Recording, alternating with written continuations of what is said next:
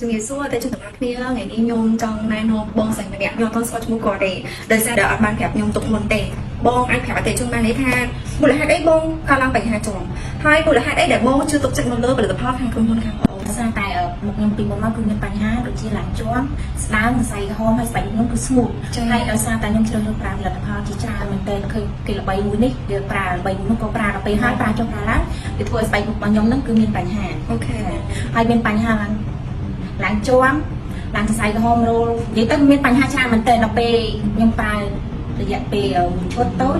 គឺមានប្រសិទ្ធភាពដូចថាមានទំនុកចិត្តណាដោយសារតែអតិថិជនខាងផលិតផលហ្នឹងគឺគាត់មាននិយាយពីរបៀបការប្រើប្រាស់ហើយធ្វើឲ្យយើងមានទំនុកចិត្តដល់ពេលអញ្ចឹងខ្ញុំក៏សាកចឹងខ្ញុំប្រើផលិតផលហ្នឹងមួយជាលើកចុងក្រោយចុះដល់ពេលខ្ញុំប្រើទៅរយៈពេលមួយអាទិត្យគឺស្បែកមុខខ្ញុំគឺផ្លែច្រើនមែនទែនដល់ពេលហើយគឺខ្ញុំដកចិត្តរួចយើងមានអារម្មណ៍ថាប្រើផលិតផលមួយហ្នឹងហើយគឺខ្ញុំឈប់ដូរទៅណាហើយដោយសារតែផលិតផលមិនងាយដូរទេស្បែកមុខរបស់យើងគឺស្អាតមែនទែនតែខ្ញុំប្រើខុសគឺមានបញ្ហាហើយប៉ុន្តែផលិតផលនេះគឺខ្ញុំជ្រើសរើសជាចុងក្រោយគឺ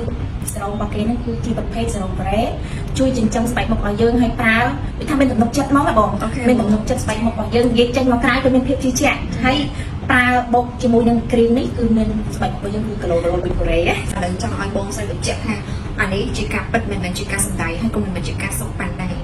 ចាមូលហេតុដែលខ្ញុំមកដល់ខាងក្រុមហ៊ុននេះគឺមិនមែនខាងដូចថាខ្ញុំមិនមែនមកនិយាយរៀបរាប់ឲ្យបានតម្លៃទីក្រុមហ៊ុនទេអត់ទេដោយសារខ្ញុំមកដល់ក្រុមហ៊ុនដោយសារខ្ញុំមានទំនុកចិត្តហើយគឺអារម្មណ៍ពិតរបស់អតិថិជនប្រើផ្ទាល់ពុយវិញទៀតនាងខ្ញុំក៏ចង់មកដល់ខាងក្រុមហ៊ុនហ្នឹងគឺនាងខ្ញុំមានទំនុកចិត្តហើយចង់ដូចថាចង់ចូលជាតំណាងចែកចាយយកទៅលក់បងប្អូនអរគ្នាដោយសារផលិតផលនេះប្រើល្អណាស់មួយពីទេកាន់តែប្រើស្បែកមុខយើងកាន់តែស្អាតហើយកាន់តែប្រើគឺមានភាពជឿជាក់ស្បែកមុខរបស់យើងប្រើយូរទៅគឺស្បែកមុខរបស់យើងគឺភ្លឺថ្លាមករលោងហើយនិយាយទៅវាភ្លឺថ្លាចេញខាងក្នុងមកមិនដូចផលិតផលរបស់គេផ្សេងៗណាដែលដោយសារតែមុខនេះខ្ញុំខូចធ្លាប់ប្រើ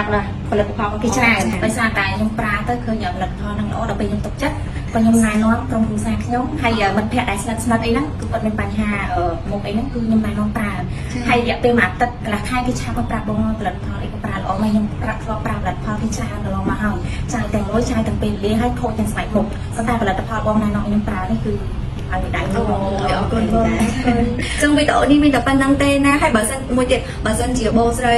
ខ្លាចជាតំណាងចែកចាយកុំភ្លេចជួយគ្រប់គ្រងផងណាអរគុណជម្រាបលាបាយបាយ